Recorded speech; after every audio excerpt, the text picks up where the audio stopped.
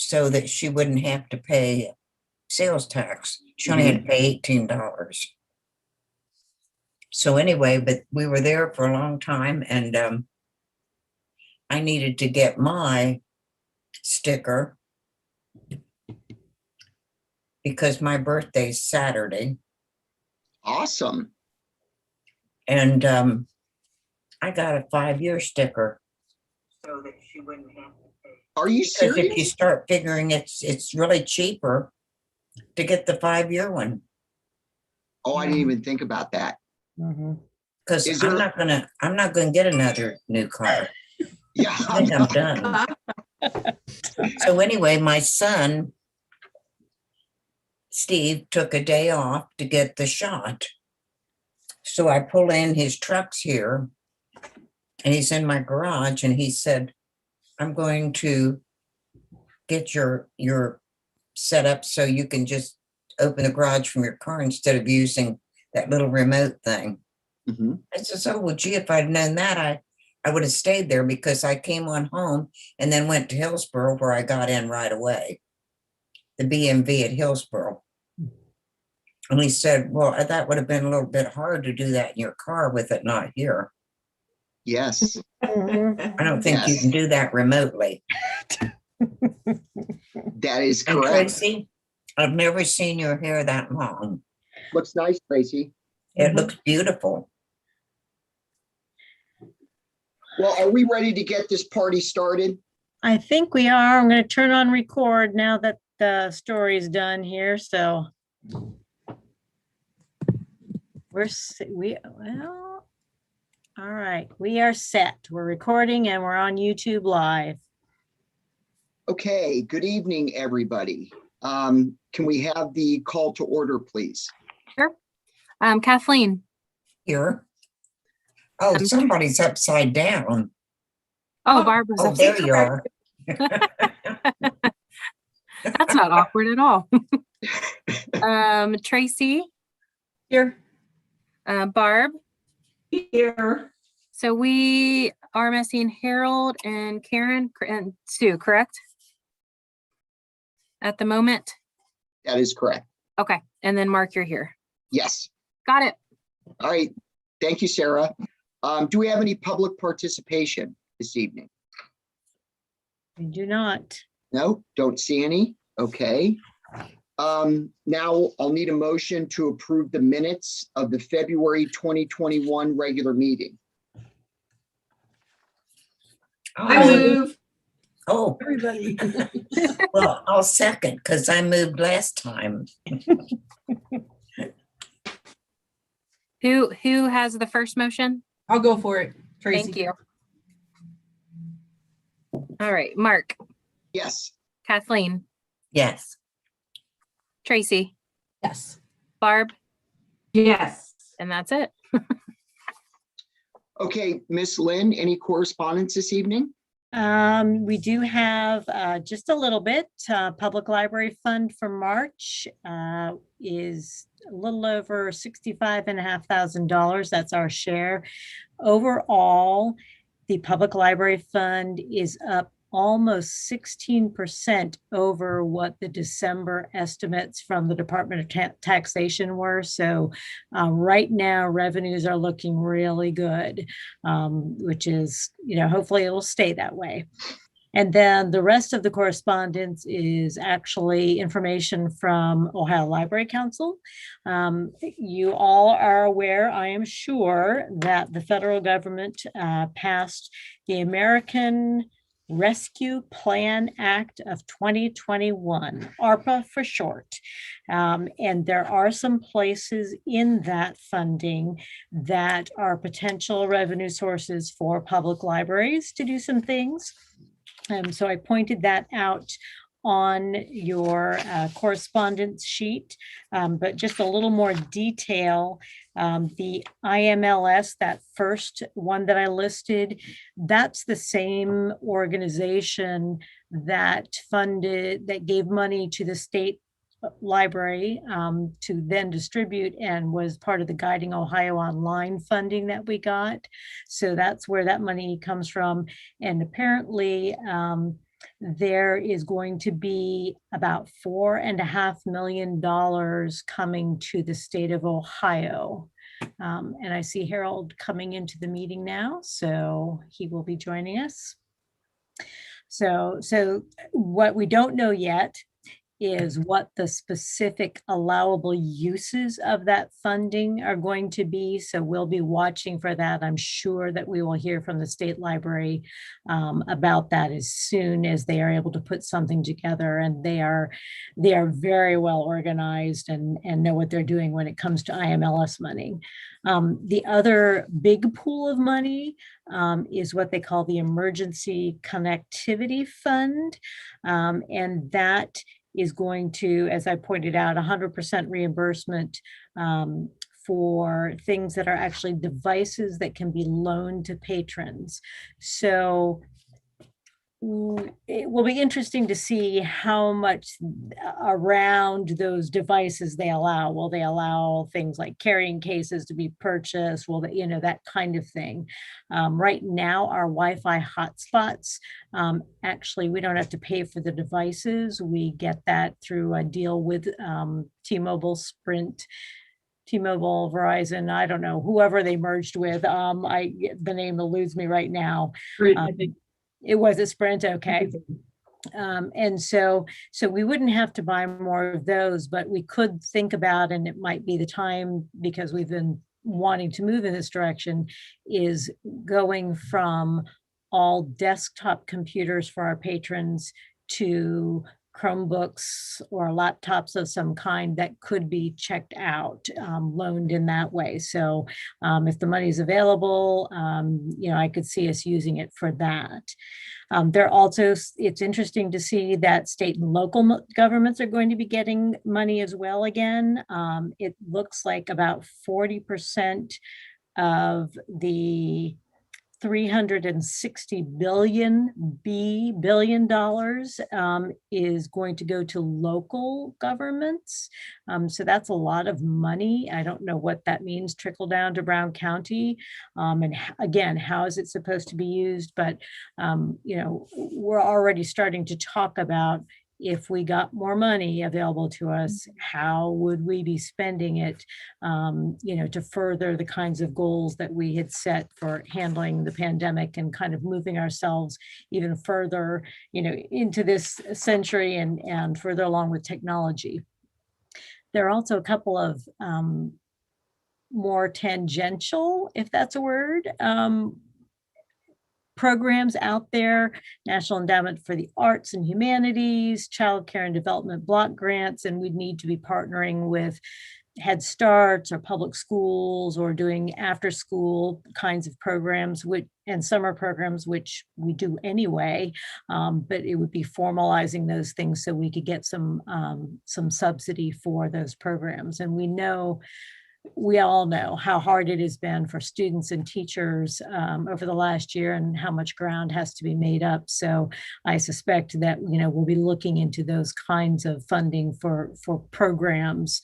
And I know we're all here at the library kind of hoping that pretty soon that part of normal will be a bit more restored, where people actually can come here more. So that's really what's been going on at the state level. Of course, there are still some things going on with the House bill, about the budget bill and the broadband expansion. Those are, committee hearings and testimony. The other thing that I believe I did, it's letter C. OLC has requested specifically of the, I'm sorry, Karen Wakefield is calling. She may be having difficulty. Pardon me for a moment. Hello, Karen. I will send you another link and see if we can make it happen. How's that? Did we lose Harold again too? All right, bye. I think we did. I wonder if he's having some technical issues then, and Karen seems to be having some technical issues as well. So I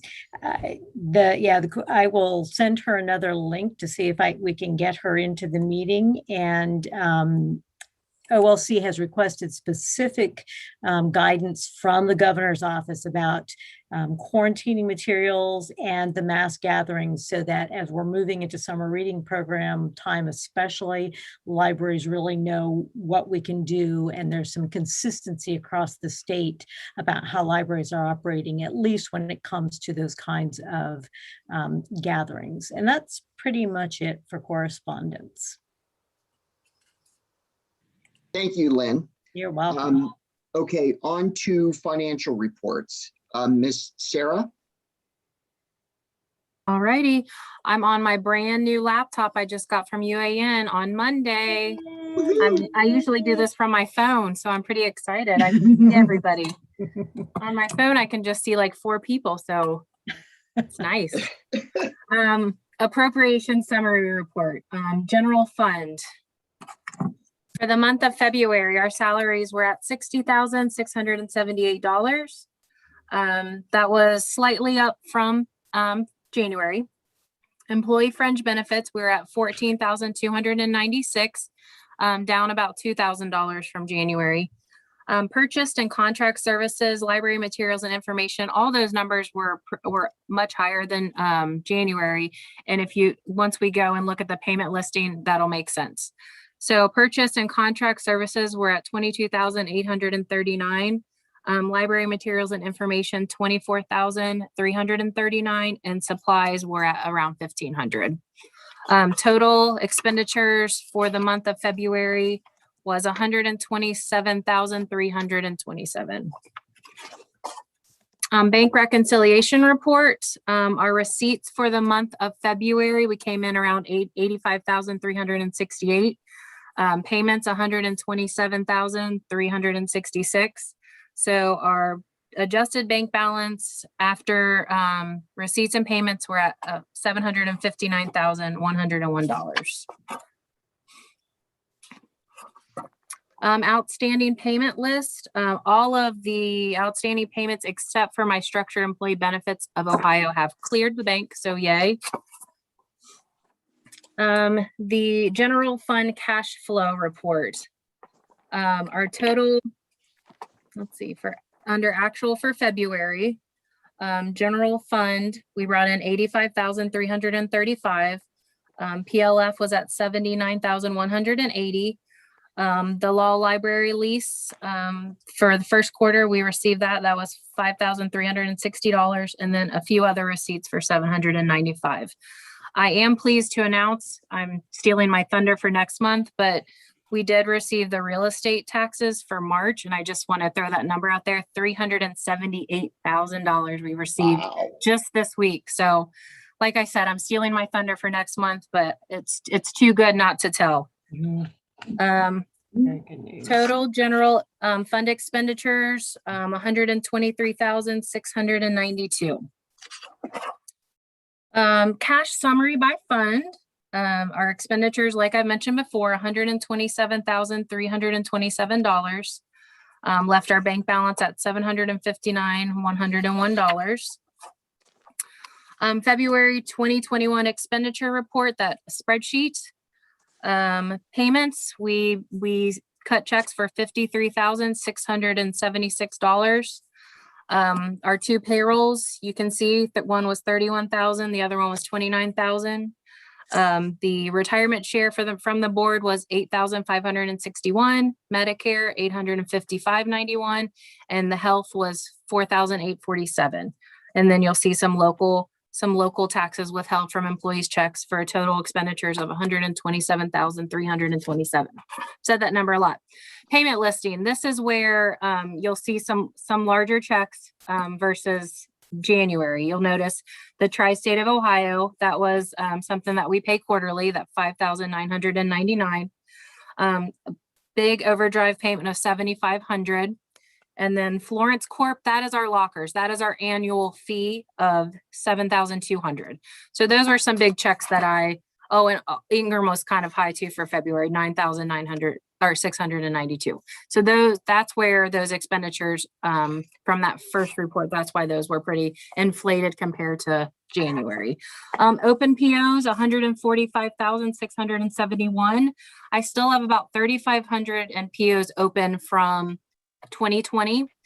I believe there's 10, 8 of which are overdrive, and one for Ingram and one for Keith Porter. So any questions? I don't know if there are questions, but Okay. the number one, Harold is trying to come in Oh. again here, so we'll see if it works. Okay. But the overdrive, which was the $7,500, that was our one-time Yes. payment for ebooks for them to make choices for us. So that's why that Yes. one's so high. Yep. We will only see that one time this year. And then the Florence Corporation, okay, so the lockers, there is an annual software maintenance, that kind of fee. So it's $1,800 per branch for the lockers. And we have constant customer support. I mean, we have a rep who is dedicated to us and has actually been very good about making sure we understand what's going on, following up since we're relatively new to the process. Just last week went over reports with us. So I'm, while there's a slight bit of sticker shock with something like that, the kind of service that we get has been outstanding so far. So I'm pleased with that. Thanks, Lynn.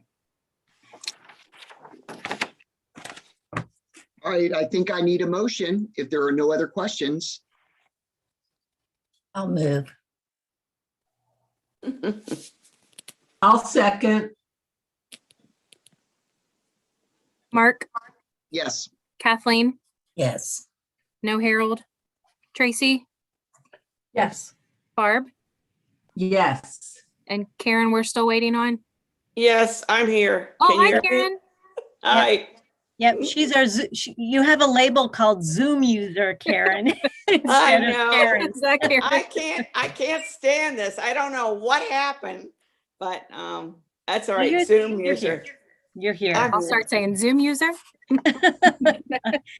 One thing that hasn't really progressed yet, but except for the fact that Sarah was able to get rid of a bunch of boxes from her office. Temporarily. Yes, temporarily, because we were contacted about the audit. So that has begun, and who knows how long it's going to be as they're going over records. I believe this is a full audit. Yes. So it's not just that quick, easy, agreed upon procedures this time. So yeah, so we'll get a sticker shock bill for that one too at some point, I'm sure. yeah. Yeah. Okay. All right, so on to the librarian's report, which is going to be the building report and statistics. Yeah, so what did you think of the building report? Any questions?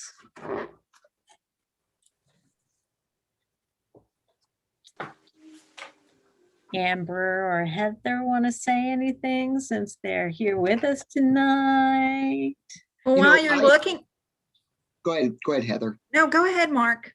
No, I'm saying, when I read this, the first thing I thought of is we're entering COVID year number 2. Yeah. I know, True. Heather, I know. So, not used to seeing, or we're not seeing the same things that we usually see year after year, and a little bit more challenging, to fill out this report. I understand. One thing that was good last month was that message of hope story time where Adriana was able to read to all those different preschools. She was contacted by some teachers after it. So now she's doing weekly preschool story times through Zoom. Ooh. But she loves it because she's like, I get to see all these kids and I'm getting to feel and feedback, and it's making me feel so good. And I'm like, yes, okay, something That's good. That's good. Oh, Quick great. question about Mary P. Shelton. I saw Kelly was doing Google Drive training. Is she working on getting certification? Google certification, or is she just kind of learning about the drive? I think she's learning about it for herself more. I don't believe there hasn't been conversation with me about going for certification. Gotcha. I know that Stephanie Wagner from the Brown County Educational Service Center, she's got all these different certifications, and she's offered to give us training Mhm. anytime that we want on Google Drive and on the other things in Google. She came and showed me something once because it was about the STEAM project, and we were trying to share with people from everywhere. And it was like, oh, that's great. Thanks for showing me that, because I've never done it before. Nice. I wanted to say that this is more for March, less for February, but our lockers are being used every day, all day long. So Yay. it is just amazing. I have our branch emails attached to an email that I can toggle on my phone so that I can check it. And several times throughout the day, I'll get a notice like someone is picking up their items. You'll see on the reports that somebody picked up their items at 3:30 in the morning because they work night shift, and just really cool stuff that we never had an opportunity to do before. So Yeah. That's Some impressive. some people don't keep up with that, and I've explained that to people, that what you have to do and how easy it is, and you can go right over there and get your book. Mhm. They've said, "What are those things?" So, Well, and was I'll the talk program. about those more in just a minute, about some of the things we found out as our representative went through the first set of reports with us. So yeah, there's some interesting things that we're discovering about the use of those. Anything else about the building report? If not, we can move on to the statistics. February's numbers do reflect the fact that we had some inclement weather schedule changes. Those are noted down at the bottom of that report. And beyond that kind of thing happening in February, we also some of the weeding numbers, the discarded numbers might look a little bit out of whack. I know that Heather has embarked upon a major review of her nonfiction collection so that we get rid of things that are not up to date in that. And Georgetown will be beginning a big project as they are preparing for whatever potential renovations might take place.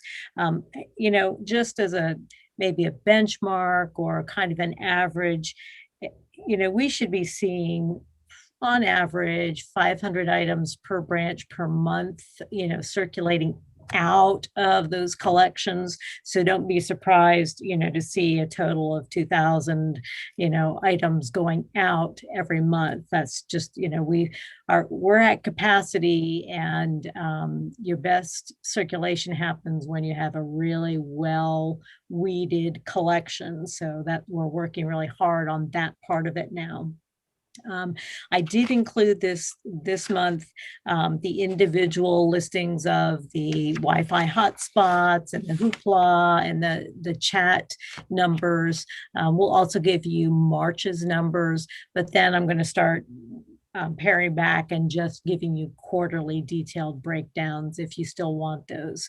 I was really kind of trying to keep everyone abreast of the detailed numbers while we were so focused on just being able to provide electronic items. And now that, we have transitioned back to a better balance of physical and electronic items, I don't think it's necessary to bombard you with all that paper unless you want it. And in that case, I will send it along, but, at least just quarterly updates for that.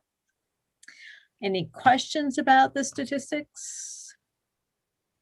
Anybody? Okay. All right, Lynn, announcements? Announcements? Yes, I have some. So I also had sent along the announcements list, and I'm going to pick out a couple of things that I want to make sure you're aware of. And if there's anything else you have questions about, please interrupt and ask. So under facilities, so the Georgetown, that wall we're talking about is at the main entrance. It's the wall where the plaques are and the lockers are now there. We knew that at very least the bricks would need tuck pointing, but at this point, those surface bricks really just need to be done. The level of repair is so great, we might as well just replace it. And we'd really like to change it up a little bit. And we found Buckingham limestone is it's got colors that will bring in not only the color of the bricks from the different faces of the outside of the library, but also the dark brown or the dark bronze colors as well that are worked into the building. So right now, Hugh Hauke is getting us a quote for that, but the trust is going to be paying for that. And also the fence, as soon as the materials arrive, they'll schedule putting that up. So the outside of the building is going to see some real changes in the couple of coming months. A little update on the community initiatives. I've been working really hard to learn how to say no. One of Ginny Bridges' parting reminders to me was that you can say no, and it might appear differently here. You can say no. Here, I'll turn it upside down, then you can read it. And she said, use those stickers with abandon. So I'm not so much saying no for the library, but am developing some of our other staff by having them take over some of the connections and liaison work with these other organizations. So I think that Amber had mentioned working with a collaborative in her building report, and that was something that I first got involved in, but I said, Amber, with some of the other things that she's done, it made sense for her to be involved in that. And Heather has taken over meeting with the GRIT committee. So I'm going to be restructuring this part of the report a little bit in the coming months to show you which actual specific organizations we have regular ongoing connection and activity with. As far as the operations update, I told you I'd tell you a little bit more about the locker systems. And so in that reporting, they talked to us about how many surveys had been done. Now we do have an incentive. There's an incentive that Package Concierge offers. I can't remember, is it a $10 Starbucks? A $5 Starbucks gift card. So if they complete the survey, they get $5 towards Starbucks. And they had reported that out of the 50 transactions we'd had in the short couple of weeks that we were up and running in February, which of course was even impacted by the fact that we had the inclement weather during those weeks, they had a 24% response rate on those 50 transactions, which they said was, really good response rate. But when we knew that a number of those transactions were actually our own testing transactions. And so it really would be more accurate to say that there were 40 and that's even still probably a little bit more that were actually patron transactions. So we actually had a higher than a 24% response rate on those surveys. So that was good. Our patrons are giving us some feedback. 4.73 out of 5-star rating. So people are thinking it's a really good service. And then anyone who's been in retail before, Mark, I don't know if this is something you see in the insurance industry, the NPS, the Net Promoter Score, where, it's basically, would you tell someone else about this? Do you feel very strongly that you would, promote this to someone else? Industry standards say 30 to 70 is a good score. We had a 92. Wow. Yeah, wow. That's what I said. Wow. And 2/3 of the people had never used a locker system of any kind before. 2/3 of the people who did this survey and 50% of the total transactions were done outside of library hours. Wow.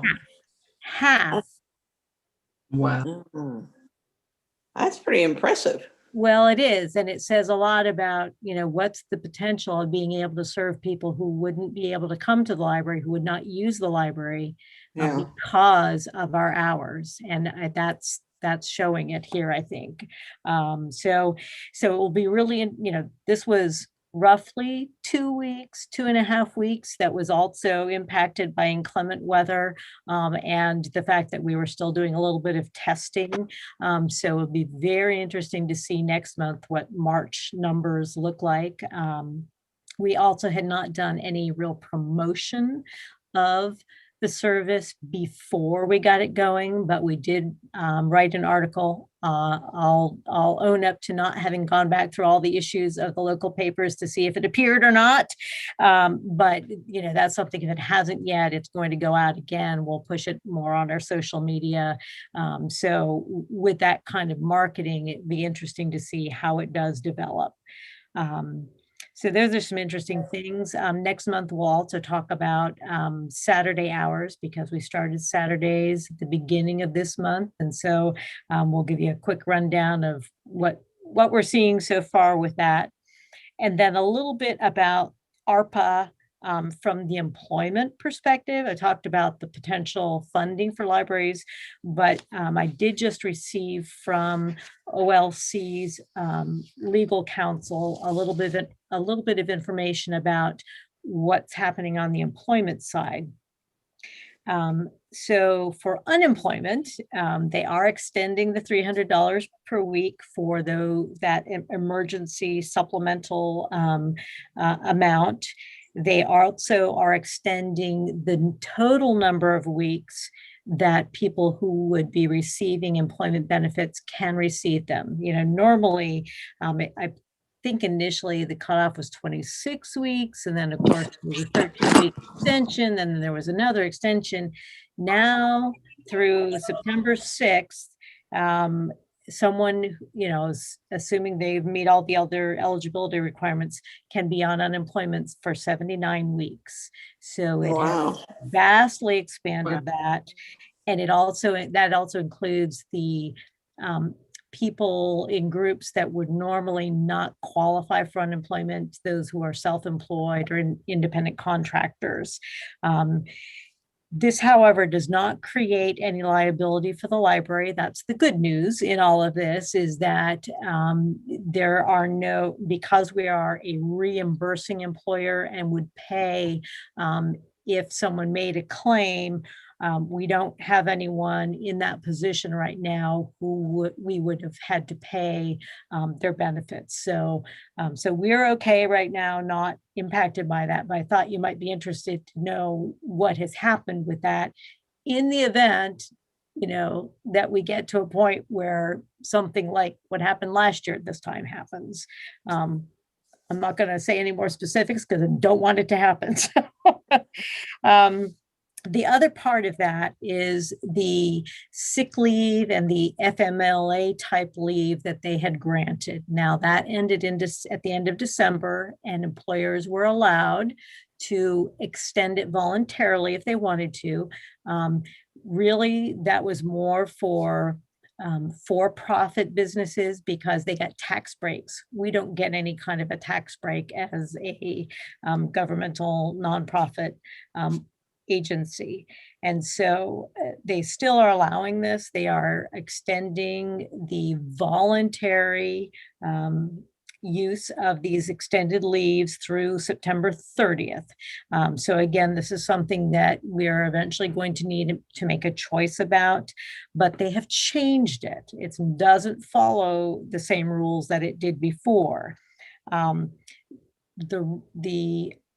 use of the sick leave now includes going to get vaccinated or dealing with any complications from the vaccination. That kind of makes sense now that we're in that phase of the pandemic. But it restarts the clock ticking. They gave 80 hours of paid sick leave for 40-hour week employees. And that if we wanted to do it through the end of March, that was all they got. It didn't start ticking again January 1st, just because it was a new year. But now they are starting the clock ticking again. So it means an additional 2 weeks worth of paid sick leave if we choose to do that. It also removes that 2 weeks of unpaid FMLA if we had, we're going to offer that. So the FMLA was 2 weeks of unpaid and then 10 weeks of paid. And you could have used your 2 weeks of the sick leave to cover that 2 weeks of unpaid. But now they're just saying no unpaid, it's just all paid, and expands now the reasons for using that FMLA to include all reasons that anyone might use FMLA for the sick leave. So in my opinion, this is something that the library could not afford to do. It would just bankrupt us if we said we would do this. I think instead we need to continue to use our sick time that we have flexibly. We need to continue to be flexible with people's time off. And, if they need to take time and make it up some other time, we're always good about that. And if it came to something longer term, we do not fall under FMLA because we're too small an employer. So under normal circumstances, we would not do FMLA, but we do have a leave of absence policy that kind of takes that place. So if situations arise, we deal with it on a case-by-case basis. So that's just, information for now. I'm really waiting for someone to come out with specific guidelines because, like everything last year at this time, they pushed something through and they said, oh, we're giving ourselves 60 days to write the rules on it and really tell you how this works. So for now, we just breathe, but know that this is what we've heard thus far from OLC's legal division, and it's something we may need to address officially at our next meeting if they have the regs written to be able to say, yes, we're going to do it, or no, we're not going to. So I wanted you to be aware of that information. And I think that that's enough announcements from me. Okay, Thank you, Lynn. sounds good. Any committee reports? I don't No think, committees met, so there are no Okay. reports. no reports. Okay, then let's move on to the Georgetown facility project. We've got two items listed, the Library Design Associates and the on-site prep. Yeah, there's really nothing more. I just wanted to make sure it stayed on the agenda because there will be things that we'll have to make decisions about later on. And this is where we are. Library Design picked up the blueprints, and so they are digitizing them. And one of the things that we can do in preparation for them actually coming and seeing how many things do we have on our shelves. So how much shelving do we really need to have if we're going to reconfigure it? That's why they're going through the weeding process right now and counting of shelves. So we are working on it, even though there's nothing really visible to show at the moment. Okay, thank you, Lynn. Welcome. Number 7, a discussion. How about BCPL as a site for distribution of COVID at-home testing kits? Yes. So I did send you the information that OLC had provided to us that was their update and best practices. We have had a little more information since they put this out, including things such as the only information that we have to report is the total number of kits that are distributed. We do not need to collect any information about with people's names or anything like that. And the Brown County Health Department actually, when we got in touch with them because we didn't want to work at cross purposes. We wanted to see where else is this going on. And they actually offered us some of their kits to distribute. So it's not a problem. And I think that it's even, it's a good public service to be doing this. I would say more than half of the library systems across the state now have joined with this initiative because it's dealing directly with the state. It's not getting anything from our local Board of Health, but they want to get these kits out so they're easily accessible to people. What you're finding, or you may have already come across, oh, I've got to go get a test because I got to travel and they require one, or who knows what it is, but that's what this is about. I know Heather's been doing most of the groundwork on this, and so I don't know if anyone has any questions, or Heather, you have something you want to make sure they understand that's not in this information? I'm sure it's in the information, but the majority of the libraries that are participating in this program are doing curbside pickup. So you just call, you reserve a test, we take it, we put it outside for them. So we're not really coming into contact with anybody that could potentially have COVID and is trying to take the test or trying to get a test for that.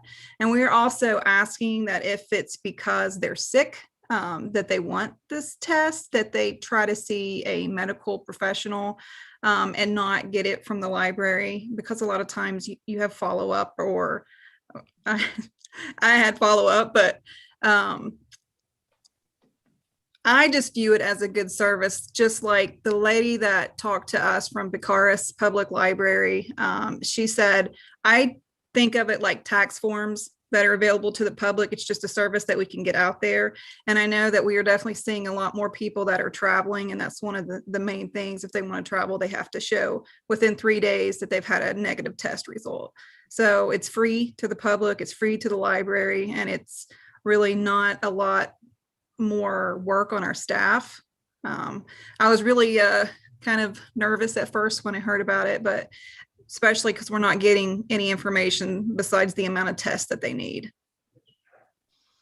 Well, of course, I have to chime in, of course, because of what I do for a living. Yes. It is a tremendous service. I support it 100%. It's great for the community. But Heather, tax forms don't kill people. So, I get and understand the analogy, and you're right with that analogy. But, being in the business for 30 years, you'll notice OLC talks about, the very first thing on the list, which is false negatives and false positives. And they're correct. Since the library is not the developer, manufacturer, or the retailer of the test kits, there is no reasonable basis on which the library could be held liable for inaccurate test results. Okay, that's a true statement, but also cute and adorable, because the way it works in the real world, okay, yeah, is, you run the risk of being dragged into litigation. And you have to remember, in America, we can sue for whatever we want, and we can sue for no basis at all. So if something goes south in this situation, the injured party or the deceased party is literally going to be dragging everyone in. So it's going to be the developer, the manufacturer, the retailer, and the place where they picked up the kit. So even though there is no liability, and I agree 100%, that's the risk you take, when you get involved in something like this. And then I would also strongly caution that we shouldn't be giving out any medical advice, legal advice, or whatever, because that's not what we do. The best case scenario for us, if we want to, proceed with this venture, is we offer it, they pick it up, and they leave. And you never see it again? Period. Yeah, I mean, okay. no conversation other than Nothing. good morning, have a Mhm. nice day. If you're asked questions, well, is this kid good? Nope. We can't have any of that dialogue. It's just Oh. got to be something we're offering, well, Heather, just like tax forms. Oh. They're there, right? People don't walk in and say, hey, I got a couple. No, they walk in, they pick up the tax form they want, and they leave, and we're okay. And it should be the same situation. So anyway, that's my 2 cents. Okay, Well, and just to go along with that, that is one of the things that we are not, you can't do the test here, if we need to check out a hotspot to them so they can get, internet access and use their phone or what, all of that kind of thing, that's, we can check out the hotspot to them. And, but yeah, we already have, and it will be one of those things that we probably just put up a new design, the masks required, don't come in if you have any symptoms kind of thing. And that's why it's also going to be, you pick it up at the locker or curbside, we're not going to be encouraging people to come pick up the tests in the buildings because potentially it's because they want to find out if they've got it because they have symptoms and not for one of those other reasons. But yeah, that's a big thing is, what, we're just here to help the distribution of them, make it more accessible. So, I agree. Yeah, I mean, there's always the liability. Yeah, you get sued for anything. And Well, I always get, Lynn, I always get a little nervous when we start talking about things outside the library realm. We're a library. There are certain things we do. When you start getting outside that, is when I start to get a little nervous and start to worry, because we don't want any, unnecessary litigation, lawsuits, because we stepped outside that, library box. So Right. that's it. Hey, Mark, quick question. Would it help if the statement that you read off of that presentation were on a document that they had to sign and leave? Like, I'm aware that there can be false positives for false negatives, won't hold the library. Is there any kind of wording or something that we could get a signature on that would help? Yeah, I mean, there's always a waiver, that could be signed. When you go to a stable to ride a horse, you sign a waiver. There's a lot of different scenarios, and that is an option. But then it becomes, the legal research, each state is different on whether that's something that's going to be upheld or not. So it might be a good little safety net, and the person by signing is acknowledging that. So yeah, Tracy, not a bad idea. And we have counsel, and maybe something for Lynn to think about. Heather, in your research, was there any conversation about waivers being signed or anything like that? No, I think the majority of the libraries are trying not to add more. Well, they're trying not to come into contact with the people pretty much is one of the main things. They're trying not to gather information on the patrons. It's more information that they would have to keep track of and discard and shred later. But I will say that any of the stuff that I have typed up about it, I have made sure to say that we're not medical experts. We cannot give medical advice. Here's the information, the contact information for EMED, which is each test, they actually have to do an EMED appointment. So it is an actual doctor that they're coming into, or nurse practitioner, or whoever they're coming into contact with the test. Yeah, and Lynn, it's a little bit of a challenge because we don't know everything about COVID, and now we've got variants coming through, and there's currently no federal immunity, so there's really no protection at this point, for employers or businesses like that. So it's an interesting situation, and it's unfortunate that we even have to have this discussion, because at the end of the day, we're just trying to do something nice. But there has to be someone in the room, you know, that's bringing these issues to the table so that the board's aware of them. I don't know if it helps or not to let you all know that there is another library system in Brown County that is distributing these at their branches. So, you know, and we are, I would say that now more, you know, more than half of the libraries around the state are doing it. Cincinnati Public is doing it. I've seen news reports in many places about it. So And I Lynn, wouldn't I'm be all for it. surprised if we get asked about it. Yeah, I'm all for it. I'm just bringing these issues to the board so that they're aware of them. You know, like we should. But Like I'm you all should. for it. Absolutely. Yeah. Right, right. Well, and so that's the big question. You know, I wasn't going to just say, okay, we'll do it, you know, and then tell the board we're doing it. I really wanted this to be a conversation at this level before we entered the possibility of doing this. You know, so do we proceed with it and with all of those things, with the, you know, the fact that we're going to have, we won't be having conversations with patrons. We'll just be, you know, you can just pick it up here and that's all we can do. And, you know, other than refer them to the number of, that they're supposed to call, show them where it is on the documentation. You know, Lynn, I would feel much better if you're having a meeting with your employees, explaining the importance of not saying anything.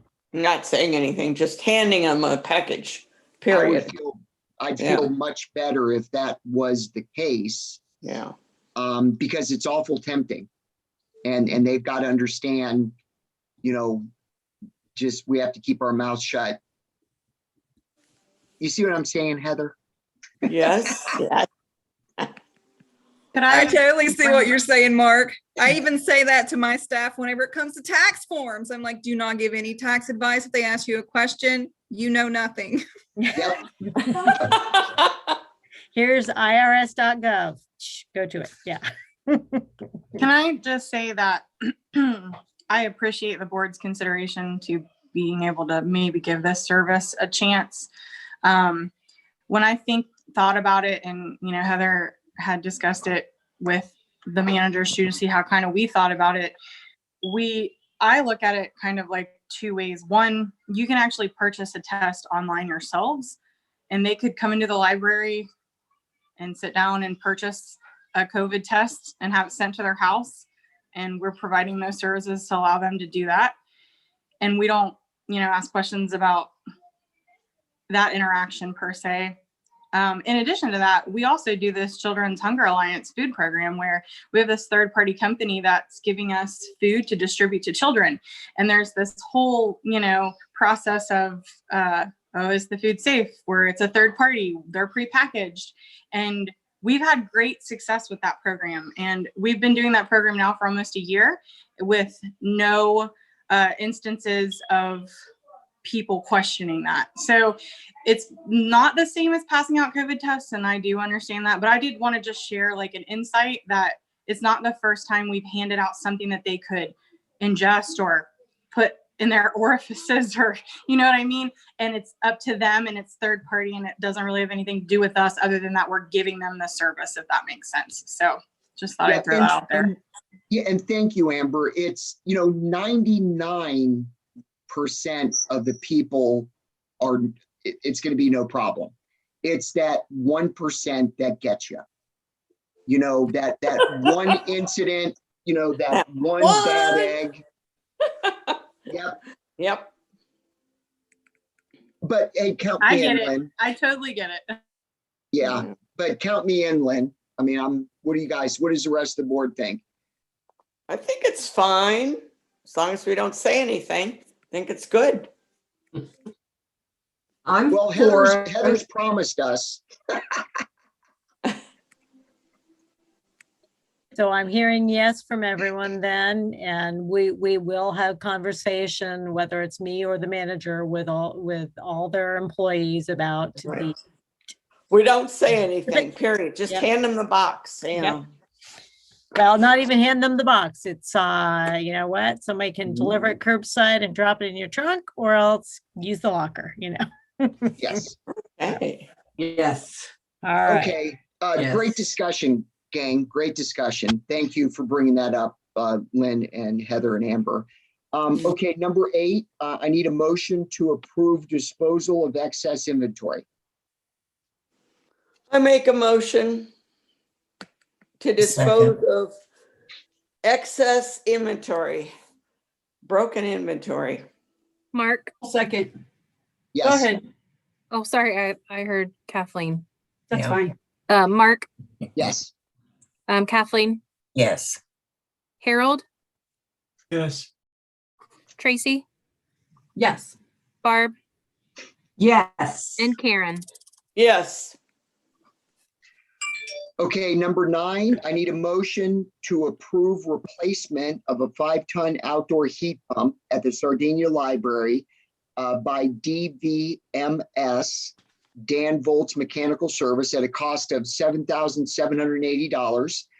The pricing includes all equipment, supplies, and labor to replace the unit and transition from an R22 to a R410A Freon. Okay. And guess what? The transition of the Freon was probably, you know, proportionally more expensive than even the equipment itself. That's just crazy. That is crazy. What they have to do to clean, but they have to do to clean out the old system and make sure there's nothing Right, in right. it, and replace everything. So, I move. Second.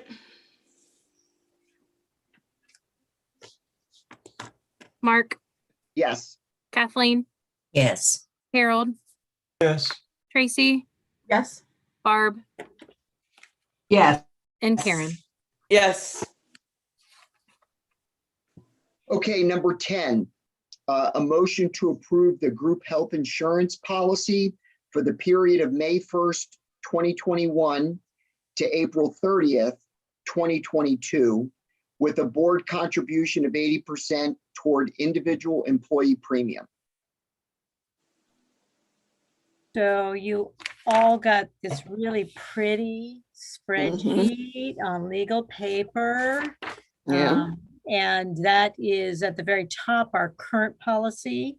And then the green band is the renewal of that policy. And as is true almost every year, some little thing changes on the Mhm. policy. So in this case, while the deductible stayed the same, the actual out of pocket did go up, and there was a slight tweak of the pharmacy part of the benefit.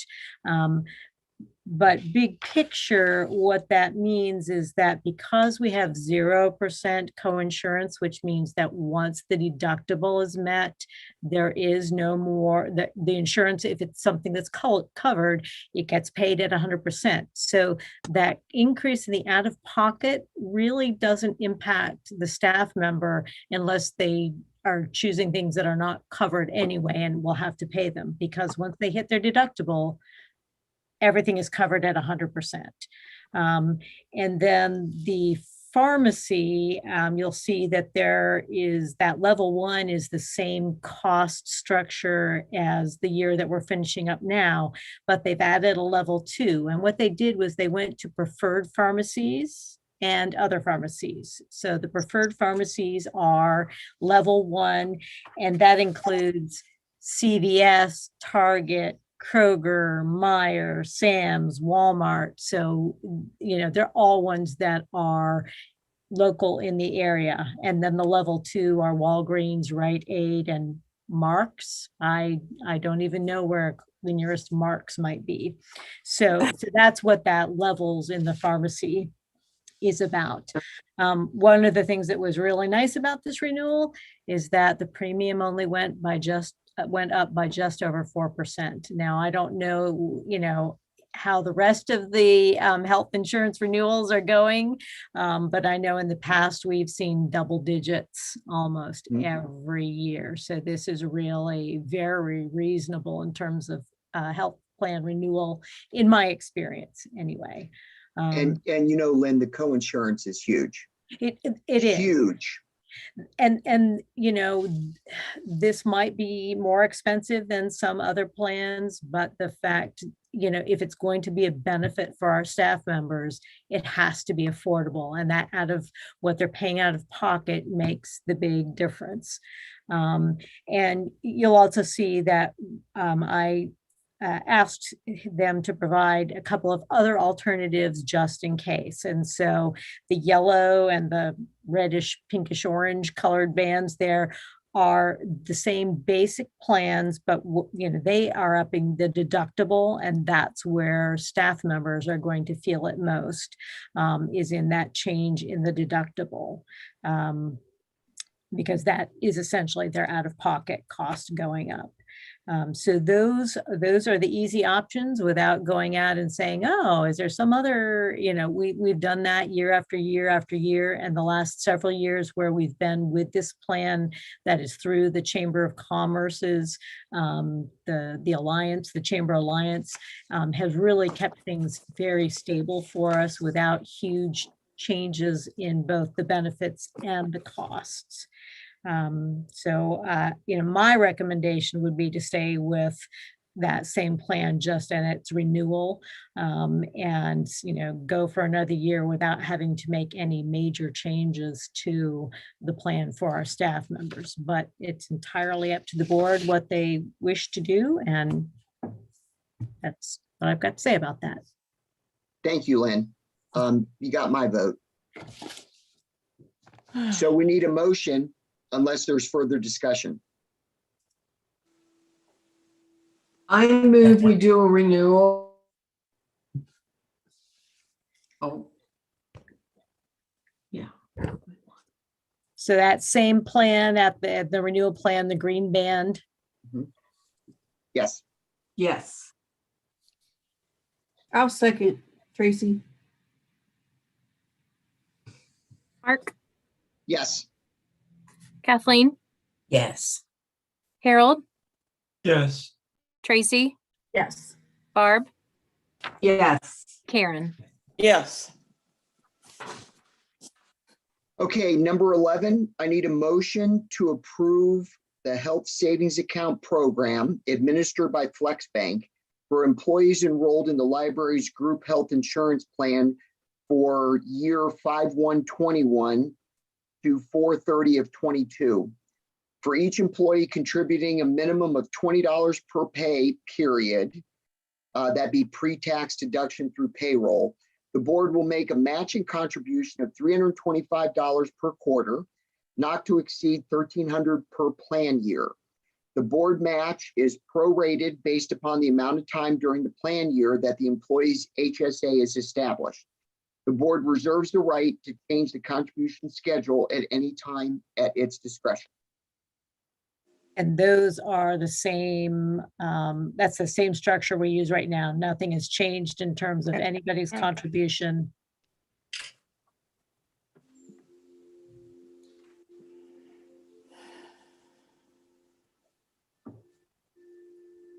We I'll need a move. motion.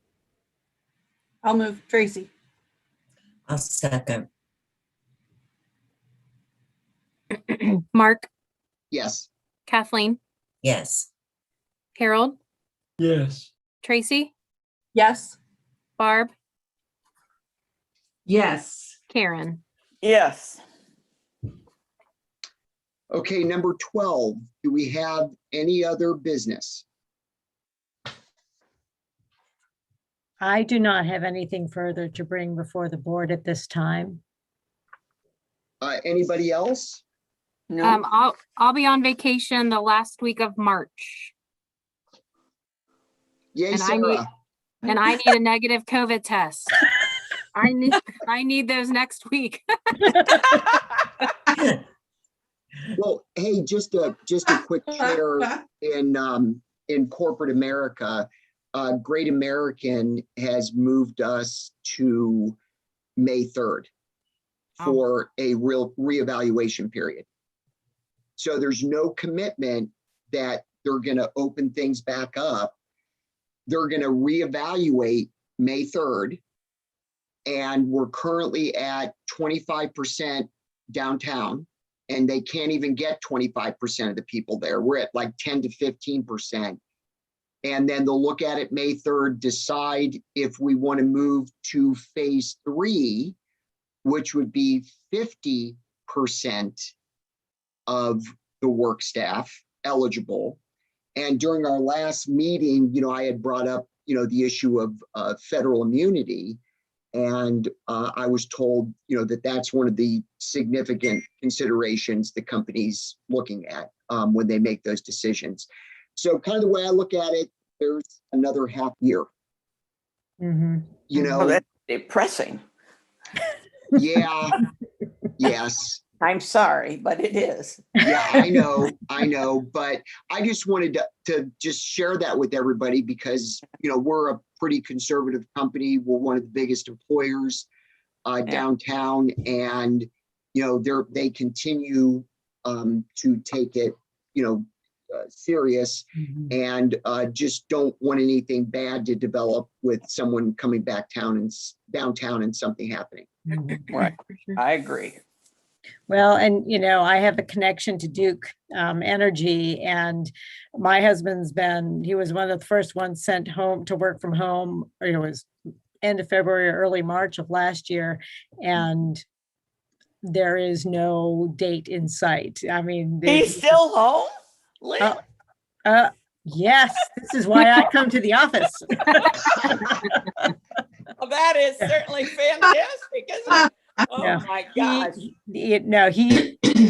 I think that employers are finding that work can get done, and many times it can get done much more efficiently by people not having to go to a central location. Although we lose some things by not being able to be together at certain times as well. Right. So there's that balance, but many of us can do almost everything we need to do, and it doesn't have to be done in a specific place. And Yeah. why would you not cut down on your overhead if you are able to do that? I mean, I'm seeing that as an eventuality. I mean, I know big companies can't just get rid of their buildings all of a sudden, but it's a great opportunity for people to look at that. And they're saving money on not paying people mileage and business lunches, and I